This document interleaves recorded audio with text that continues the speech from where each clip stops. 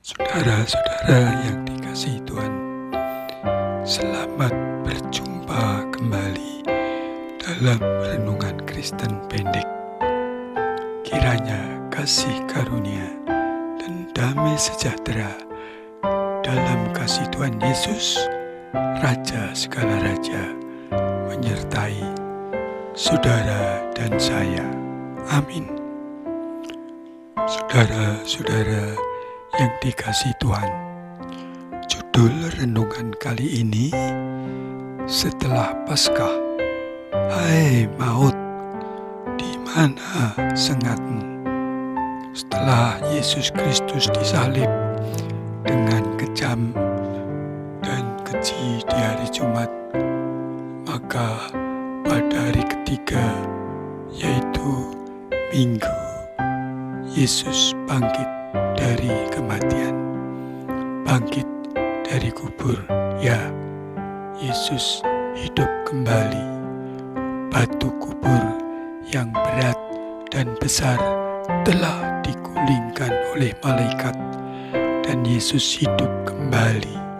Ini adalah fakta sejarah.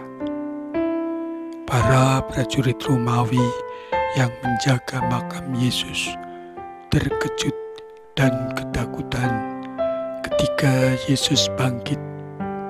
Kitab Matius menulis detik-detik Yesus bangkit di Matius 28 ayat 2-4. Maka terjadilah gempa bumi yang hebat, sebab seorang malaikat Tuhan turun dari langit dan datang ke batu itu dan menggulingkannya, lalu duduk di atasnya. Wajahnya bagaikan kilat dan pakaiannya putih bagaikan salju. Dan penjaga-penjaga itu gentar, ketakutan, dan menjadi seperti orang-orang mati. Adapun sebabnya makam Yesus dijaga atas permintaan pembenci-pembenci Yesus, yaitu orang Farisi, para imam dan ahli Taurat, serta orang Saduki. Para pembenci itu meminta agar Pontius Pilatus menyediakan pengawal untuk menjaga kubur, karena Yesus pernah berkata akan bangkit pada hari ketiga. Mereka tidak percaya, tetapi berprasangka mayat Yesus akan dicuri oleh murid-muridnya, lalu dikabarkan bahwa Yesus hidup lagi. Tetapi faktanya, kenyataannya, Yesus benar-benar hidup, bangkit dari kubur. Dan para prajurit penjaga itu diam-diam disuap oleh para ulama itu untuk menyebarkan kabar bahwa Yesus tidak bangkit, tetapi dicuri oleh para murid-muridnya. Kita bisa baca di Matius 28 ayat 11-14 demikian. Datanglah beberapa orang dari penjaga itu ke kota dan memberitahukan segala yang terjadi itu kepada imam-imam kepala. Dan sesudah berunding dengan tua-tua, mereka mengambil keputusan, lalu memberikan sejumlah besar uang kepada serdadu-serdadu itu dan berkata, "Kamu harus mengatakan bahwa murid-muridnya datang malam-malam dan mencurinya ketika kamu sedang tidur. Dan apabila hal ini kedengaran oleh wali negeri, kami akan berbicara dengan dia, sehingga kamu tidak beroleh kesulitan apa-apa." Begitulah taktik para pembenci Yesus.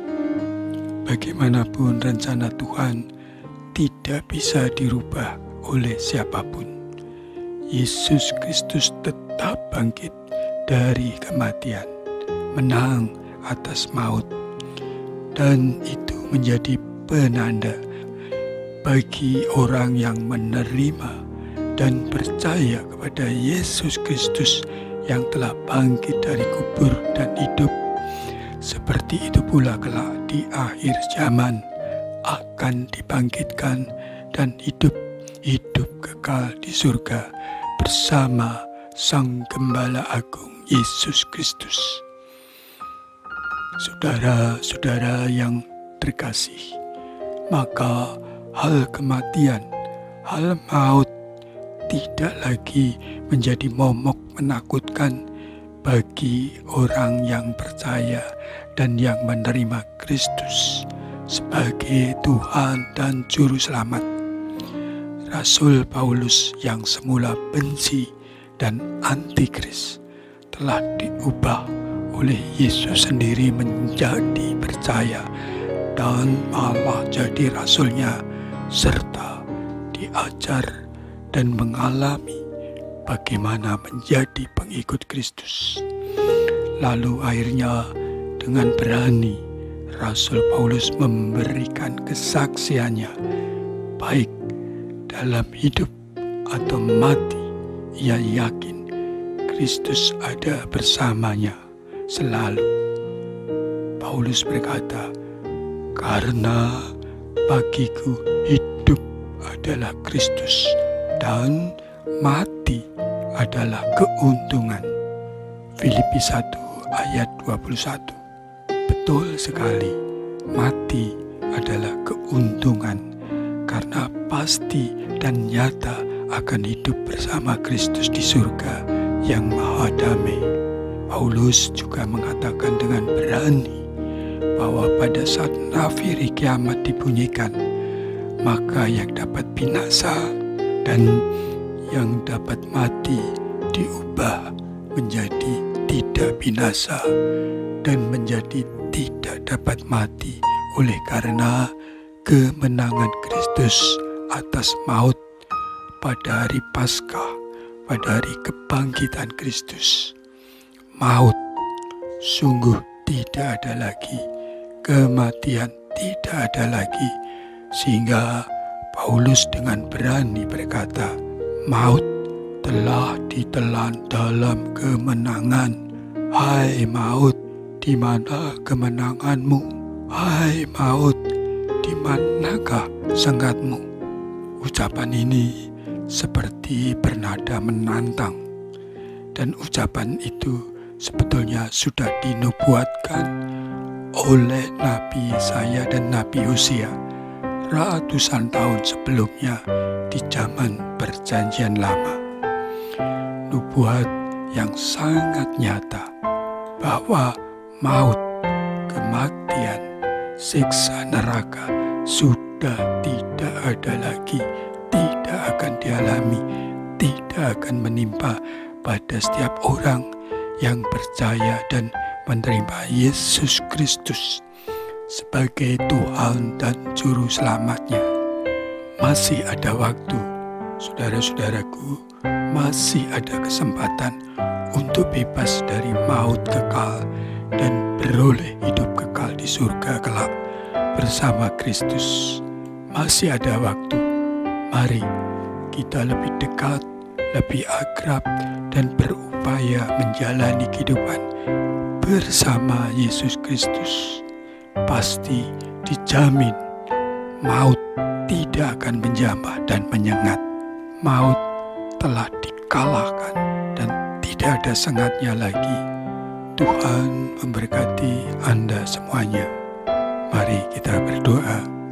Tuhan Bapa yang penuh kasih, terima kasih Tuhan oleh karena darah Tuhan Yesus, oleh karena penyaliban, penderitaan Tuhan Yesus, kami beroleh pengampunan dosa, beroleh pensucian dari kuasa dosa, sehingga kami bebas dari maut, kami bebas dari kuasa kematian, tetapi kami akan mendapat hidup kekal bersama Tuhan kelak di akhir zaman. Tuhan, kuatkan iman kami, teguhkan iman kami, dalam nama Tuhan Yesus. Amin. Bapa kami yang di surga, berkenankanlah kami menyampaikan doa syafaat untuk saudara-saudara kami, mereka yang mencari pekerjaan. Tuhan berkati untuk dapat pekerjaan dan boleh membawa berkat dalam menyiapkan masa depannya. Bapa, berkati mereka Bapa yang sudah bekerja dan merindukan mempunyai pasangan hidup. Mari Tuhan pertemukan dengan calon pasangan hidupnya yang sepadan dan boleh menjadi anak-anak Tuhan yang memuliakan Tuhan. Tuhan, kami berdoa untuk anak-anak Tuhan yang sudah menikah, belum memiliki keturunan.